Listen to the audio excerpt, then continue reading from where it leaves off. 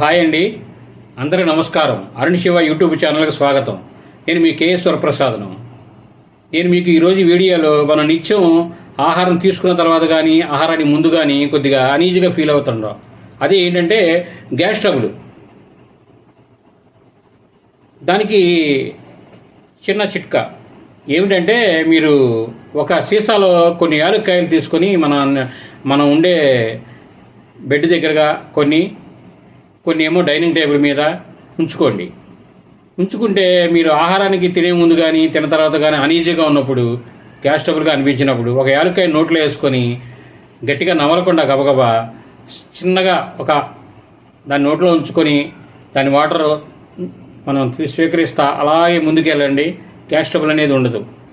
వీలైనంతవరకు మందులు అవాయిడ్ చేసి మన ఫుడ్లో కంట్రోల్గా ఉంటూ జాగ్రత్తగా, అంటే అనారోగ్యాలు ఉన్నప్పుడు తప్పదు, అవి డైలీ వేసుకోవచ్చు. కొన్ని మనకి జబ్బులు ఉన్నప్పుడు జనరల్గా ఉండేటప్పుడు మనం ముందుకు ఒక వయసు నుంచి అలవాటు చేసుకుంటే అది బాగుంటుంది.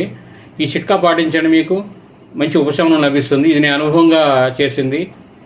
మేము మరిన్ని వీడియోలు చేయడం కోసం లైక్ చేయండి, షేర్ చేయండి, సబ్స్క్రైబ్ చేసుకోండి. నమస్తే.